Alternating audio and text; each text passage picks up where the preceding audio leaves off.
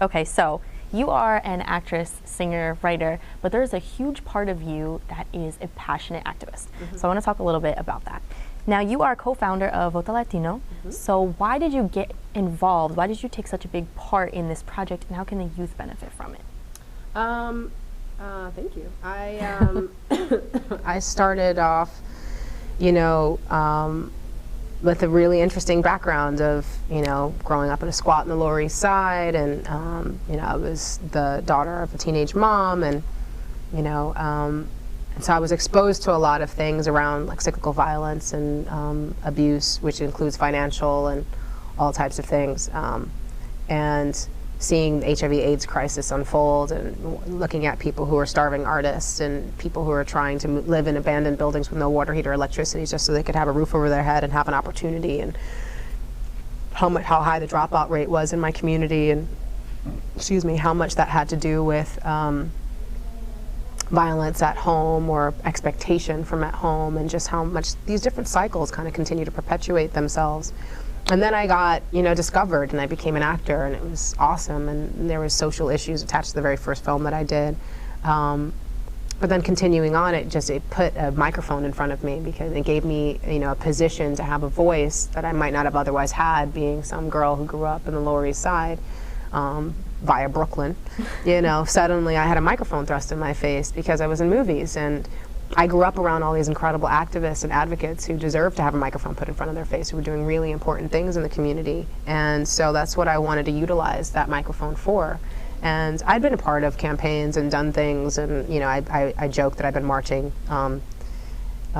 since, you know, Al Sharpton still wore tracksuits, because my mom used to take me with her to marches everywhere, you know, and so I think it was just a real big part of my being, and it just was natural to continue it on when I became an actor, and to see how they both complemented each other. Not only can I do social-minded films, but I can also use whatever celebrity I have to be able to talk about these issues that I care about, and that's what was really important, especially when we started with Voto Latino in 2004, was mobilizing celebrity voices, utilizing technology, because we did, especially since we didn't have a whole lot of money, and we still don't, and whatever money we do have, we really try to put into our activism and advocacy, and you know, spreading our initiatives even bigger and wider, and getting more people engaged and involved, which is why I think we've been able to grow. But you know, leveraging our opportunities and connections with MTV and, you know, iTunes and all this different types of stuff, because we can. You know, like that's ultimately, I think, why I do what I do, is because I can and I care. And everybody that I work with and the volunteers that come on board, you know, they all care and they can. And when we all come together and combine our efforts, we can really make some dramatic, important strides. So I know that people come to see me because I'm an actor and they like whatever movie and stuff like that, and I have no problem talking about shoes, you know, because I do, I am, you know, I do care about those types of things, but you know, whenever I have the opportunity, and who I am really as a person is always going to talk about these issues and the people that I care about who do this real work, you know, and I'm not going to sit by the wayside and let someone say that community organizing isn't important when I know it's saving lives. So speaking of caring, right now in this moment, what issue out of everything is the most important to you? What issue? I guess ultimately it's, I think, you know, I really want to organize the organizers, because I care about a lot of issues. You know, I want more than 1 billion people rising on February 14th next year for Billion Rising, and making the world like really see the largest movement it's ever seen in honor and joy and tribute to women and girls' safety. I think that would just be remarkable. I want a lot. I want so many people voting November 6th that it makes every candidate's head spin. You know, I want us to really buckle down and take on, like after World War II, where it was like, okay, we need to make a big shift, and people like, I mean, it was like a dramatic turn. It was like you saw the wheel turn and said, okay, we have to do this now, and everybody dropped what they were doing, and we shifted the whole direction of the country. And I think we could do that exact same thing right now, especially around sustainability, and going, listen, we cannot keep, the ship can't keep going. We're literally the Titanic, and we're going to sink if we keep going in this direction. So we need to all shift, and it's going to take a cultural change. Like, we're going to have to it's going to be significant. We're going to feel it you know, and really take that on. You know, we have to ban fracking. We have to say absolutely no to these tar sands. Like, it's not even a question. We have some things we have to literally take off the table. And we need to really put our energy into alternative fuels. Like, we really, you know, we have enough wind in North Dakota and Texas and Kansas to electrify the whole country. We could use 1/7 of the portion that we dedicate to ethanol, corn ethanol growth, which is about, you know, half the size of Maine. We could put that into algae growth and making sure that we have a biofuel that can keep us going. We need to stop this ridiculousness around hemp that says that we can't have something that's not a drug that we can use and utilize. Like, it's inexcusable that we actually have so much. And I think it's not a question of the innovation, it's a question of the motivation. And so for me, it's like organizing are the organizers, because we are in an unprecedented time in our history where people have gathered together and set up networks like never seen before around education, around economics, around healthcare, around women's rights and issues, around immigration, we're all doing so much, but we're so fractured from each other, and so people who care aren't being mobilized in the way that they could be. And so I want to organize that. Like, there's so many people who care and want things to be different, and that minority of people, which is actually a huge majority, could make a big difference. And I feel like that's my thing, is trying to figure out how to get all of those resources together and pooled, so we can, like, really make some people's heads spin. I don't know why I care about saying that right now, but it's like, be unified, and be unified in our differences. Like, you know, the reality is that but the thing is that we're all here, and we all have voices, and we care, and I just think we need to really honor that more than we do, and it needs to have more of a place in our larger discussion than it does, unfortunately. So that's what I would like to bring attention to, because the amount of people, I mean, people show up because they like movies, but the amount of people who really talk about these issues that they love is really dramatic, and I'm always not surprised. I'm just blown away and really touched by the efforts that people are doing. Like, you know, we're here interviewing me and you're telling me about this thing that you're doing with trying to expose the reality of going, homosexuality has been here and it always will be. This is what it looks like. This is what it looked like before. This is what it looks like now. Can you project what it'll look like in the future? But it's not going to change anything. It just is what it is. That's beautiful and that's powerful. And that can really reach out to people. Like, that's awesome. And so it's like, I want people to know about that. You know, like, I just hate the fact that everybody talks about apathy and all this kind of stuff. Like, it's like, I don't know what you're talking about. People not doing stuff is not apathy. You know, I think it's sometimes access and it's insecurity more than anything, you know? And so it's about reaching out to people. Are there some people who are apathetic? Absolutely. But I don't think the majority of people who are not doing anything are lazy and apathetic. I think they just don't know where to start. Right. And I feel like that's what I'd like to put energy behind, because I think we'd be surprised by how many people would hit the streets and be like, network styles, like, I'm angry and I'm not gonna take it anymore. Like, people are that passionate. Maybe they're not, you know, but they're workers or they're this or that, and they don't feel like that's a young kid's business to go and march in the streets, or I don't have the time to go and do that. But it's like, but we can all make something. We can all do some small difference, and I want to figure out what that thing is that we can get everybody to do that, raise that window, and just shock everybody to go, oh my goodness, Al next door cares? Like, he doesn't. He's always got his hand in his pants. Like, I just feel like there's an opportunity. Like, there's no person that I've ever spoken to who has no passion. Right. Now, incorporating a little bit of your acting into, you know, your activism, you use film and your acting roles to expose really important issues. Not always. To viewers. So which of those films and roles do you think has had, you know, done the best job of exposing a really important issue in the world to its viewers? I've been really lucky to be a part of a couple of films. I mean, Kids was a big deal, and I think being that it was my first film and I was discovered on the street to be in it, if that film hadn't made the noise that it did, I mean, it wasn't like a huge blockbuster, but it was definitely a cult classic, you know, and that's what Spike Lee saw, and that's one of the reasons why, you know, after 18 auditions, he got game, and, you know, it set the bar, though, for me, and got me an agent, and I was able to kind of build off of that. So it's been really awesome being able to play with just learning how to act and just being in the industry, because it wasn't something I expected to do. I thought I was going to be like a marine biologist or something. So it was a big difference, but it's been really great being able to play with the entertainment factor and trying to figure out what I like about doing maybe more theater or bigger films or lower budget stuff. Like, you know, a lot of times I've picked films kind of arbitrarily for those types of reasons, but most of the time I'm really attracted to scripts that have an issue that I think is really important, and I'm not afraid to kind of be on the to play the negative sort of character on the, you know, maybe the person who doesn't get it right and is making all the mistakes and is maybe the bad guy, you know.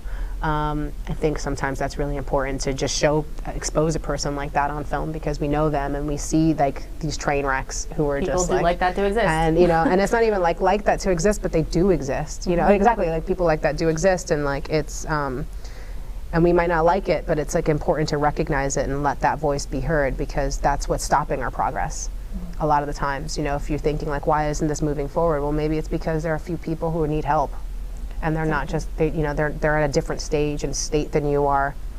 We have to recognize that. So I like just being able to expose people. You know, I think it's such a remarkable thing to put yourself into someone else's shoes and have to live their life like most of us are living our own, and that's it, and that's all we really think about and see, you know what I mean? And so we have a tendency of thinking everybody's like us, and why is she doing that when she could be doing what, you know, I know better, but you didn't grow up the way that she did, and you didn't grow up without a father like he did, or you didn't grow up in this part of the neighborhood like this person did, and suddenly just going and literally crossing over to that side and just living in their life for a little bit can expose you to going, oh, you didn't just do that to be a jerk or because you're not smart. You did that because you didn't know of any other opportunity, or you'd had no advice or mentorship, or because you're really passionate about this instead. You know, and it's just about just opening up your perspective a little bit sometimes. And I feel like film has a great opportunity of doing that, because you take that time and go, I'm going to dedicate an hour and a half of my time to watch this story. What do you got to tell me? And what we do at that time, sometimes it's really good. You just want to laugh. Sometimes you want to be scared for some reason. We're such weirdos that we just want to sit there. And it's amazing, like the possibility of what film does. You know, it's just literally light and sound. But it takes your emotions by storm. But we're literally, our heart will be racing like we're actually on a roller coaster, you know, like we'll start crying like we're actually in love and just lost our lover, like, you know, like we'll feel exhausted like we really just went through this hurdle and ordeal. Like, it's amazing what our brains are capable of doing by just taking in information. And that's really what we're doing with film, what we're doing with music, and what we're doing when we interact with each other. It's just taking in some information and going through the ride. So hopefully I try to do it with something that's worth people's time and money. True. So taking a little bit of a turn into sustainability, what small steps do you think that everyone can take every day to impact our environment in a more positive way? You know, I feel like we get really caught up in like talking about recycling and, you know,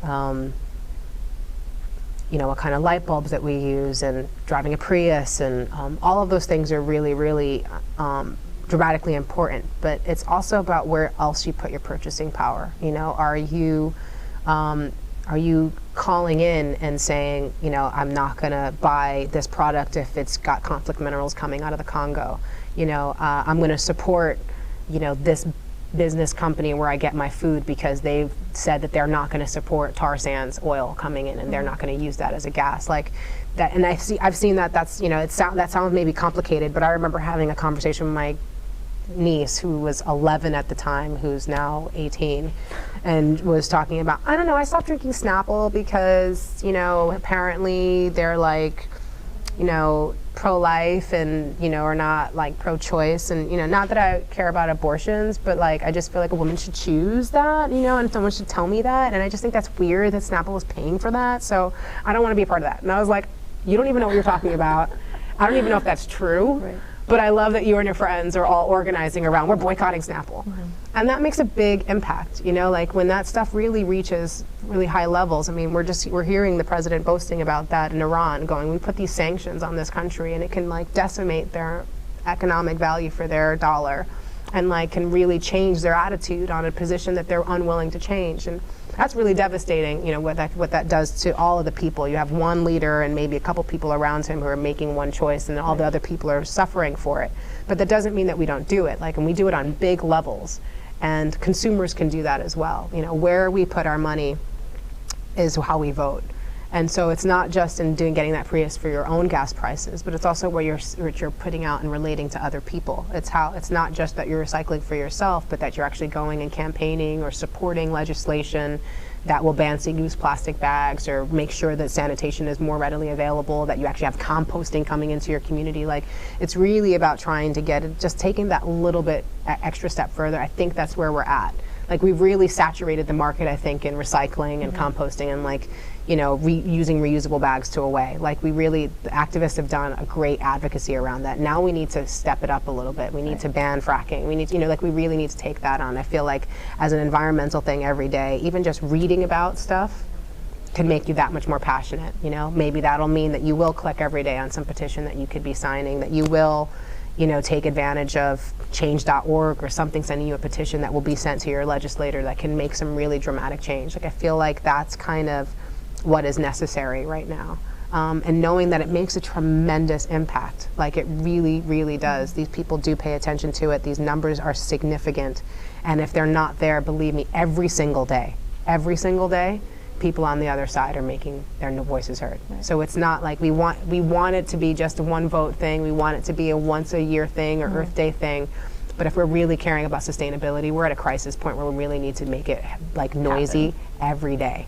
So I'm sorry, that sucks, that it's a big thing, but I'm telling you, for your thing every day, the truth is, like, really take it on. And if in a couple of years the tar sand pipeline has not gone down, electric cars are prolific everywhere, you know you won. Like, it's really that, like, but in the next couple of years, if you're seeing fewer and fewer electric cars out there, we have a pipeline that's going through with crude oil, and we're continuing to frack, Nothing to celebrate. Nothing to celebrate. We kind of screwed. You know what I mean? Like, we're really at that critical point right now. More so than I wouldn't have said that a couple years ago, but right now, that's where we're at. Okay. Now, you've accomplished so much thus far, you know, in all aspects of your life. So do you have a specific goal or something that you're still looking to accomplish, you know, as an actress, singer, writer, activist, you know, or just as being Rosario in general? Yeah, like,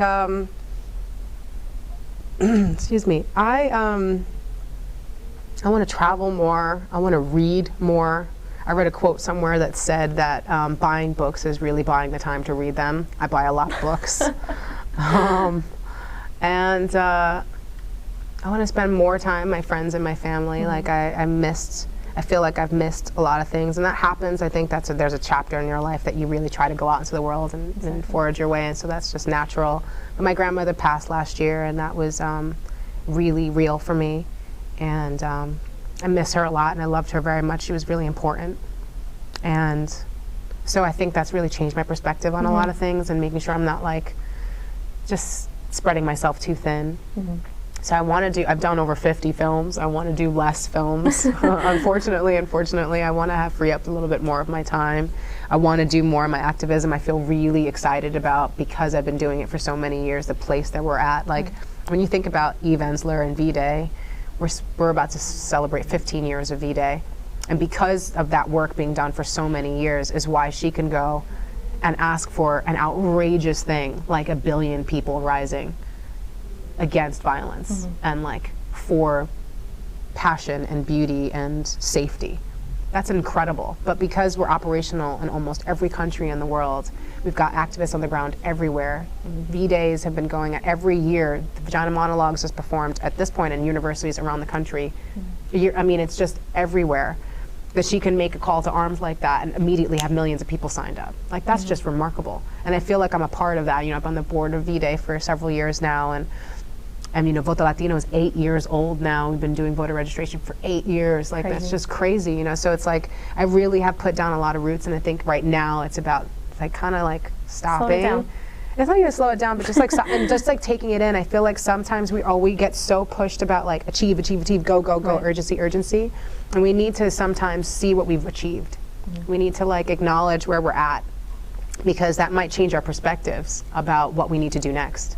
You know, you might suddenly be like, actually, you know what, I can go through that list and kind of go through it again, and I don't need to achieve that anymore. We kind of did that. We did it this way, and maybe let's transform it into this. And you can change your goals that way. You can see more opportunities. Sometimes it's just really good to kind of settle with that.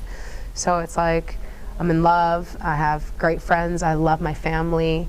And I feel like I need to kind of take in where I've been. I'm not in my 20s anymore, and I want to like take on and see what my idea for my 30s is. You know, I don't want to just keep going like it's the same year. It's like, it's not. I'm different. Things are different. The whole world is different. So I think it's about taking stock in that and maybe changing up my game a little bit. I'm not in the same experimenting phase as I was before. I know that I love independent film. I know how different it is to do big blockbusters. Like, I know I'm not just like trying, I mean, that's why my resume is sort of all over the place. I was like, I'll try that.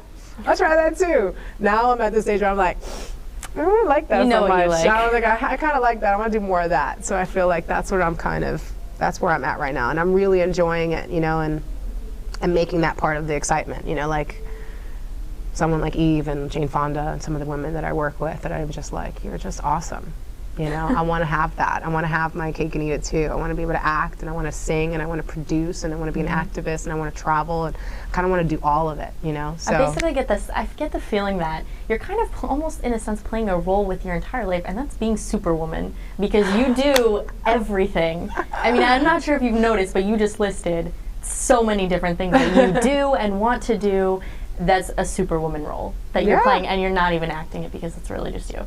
Yeah, I feel like, you know, I think I've said that, thank you, and I feel like, you know, right now more than ever, we're all so capable of that, beyond like than it ever was. You know, we don't have these like, I mean, imagine 100 years ago being a woman, you know, especially a brown woman for me. Like, it's a whole situation to think about and take stock of and go, you know what, I ain't got it that bad. Let me see what I can do with right now and take advantage of. And I'm a multitasker, you know. It's just the idea of just being stuck with one thing, it just drives me crazy. But at the same time, I completely romanticize that and go how beautiful it is to come from be in the same town that you grew up in and be around the same people all the time and like really get to have those types of strong, meaningful relationships. Like, I'm all over the place all the time, so I'm always so far away. So I can't, you know, I'm nostalgic for what other people's lifestyles are like, but for my own, I just want to make sure that my personal script is as interesting and valid and important to me as the characters that I play. I don't want to get lost in my work and in playing someone else more than I'm interested in playing myself. Makes perfect sense. So finally, is there anything, any upcoming projects, anything you might be able to, you know, give some insight to your fans who, you know, are following you and looking forward to what you're coming up with next? Well, more GOTV stuff for November 6th. Don't let anyone else tell you it's November 8th or the 4th because they're seeing stuff out there. It's November 6th. Billion Rising, which is around the corner, which I'm really excited about. So I really hope that, you know, just definitely especially look at the video. It's shot in 9 countries around the world. Wow. Eve directed this with a South African director, Tony, and it's so powerful. So that's a big deal. And then I've got a lot of different films. I've got Fire with Josh Duhamel that is just coming out, I think, on DVD. It's being released in theaters outside of the country, but it's a straight DVD. It's fine. It's a good film. Hotel Noir, which is on demand. I don't think I'm very good in that movie, but it's a good film. My friend Sebastian did.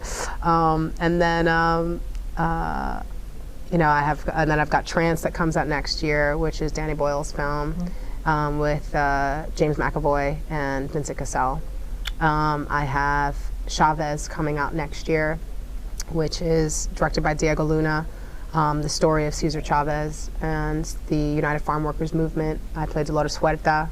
America Ferrer plays Helen Chavez. Michael Pena plays Cesar Chavez. There's some really great actors in it, including John Malkovich, who's also a producer on it. I've got this short film that my friend did, who we did the Bullets video together for Super Cool, which is an awesome music video. I would recommend checking out, which is really funny, and that's got some good dancing in it. And he's done a short film called They Die by Dawn, which is in like a black Western cowboy kind of town and place. Everything in it is real. Like there was a black town named Langston. All the people's names are based on real black characters from all in the past, but all at different times, different places. No one's playing who they really, you know, what it really represents. And it's a fictional story. So that's got like Erykah Badu in it, and you know, just really wonderful people. But my friend wrote it and did music, and it's going to be part of his album kind of thing that she's going to be releasing for the Bullets, so I would highly check that out. let's see, else I have Parts Per Billion, which I'm producing, and that's going to be a big ensemble film. I'm sorry, it's like so much stuff. And then meanwhile, like I'm also somehow I'm still thinking the Superwoman thing. I mean, you're still naming things that are already set in your future that are coming out and looking forward to. So you have a ton on your calendar. Yeah, we're about to shoot Sin City too. It's just crazy. It's good. Like that's what I'm saying. Like I'm always working. I'm always kind of going, and it's like I think, you know, I want to like take a second and just kind of, because you never know. Like you know what I mean. I think that's what I meant by like my grandmother passing. She died at 75, and she wasn't sick, and she wasn't unwell. She, you know, she got a blood clot, and she just passed. And it's like, who's to say that I travel so much? Like who's to say anytime anything could happen to me? You know. And so I think it's really important. Like I've gone through my invincibility stage, and I think that's one of the reasons why I've been able to do and start and be a part of so many things. Because it's always like now, must, yes, urgency, you know. But at this point, it's like I do want to just breathe a little bit and just take it in, and yeah, you know, smell the roses.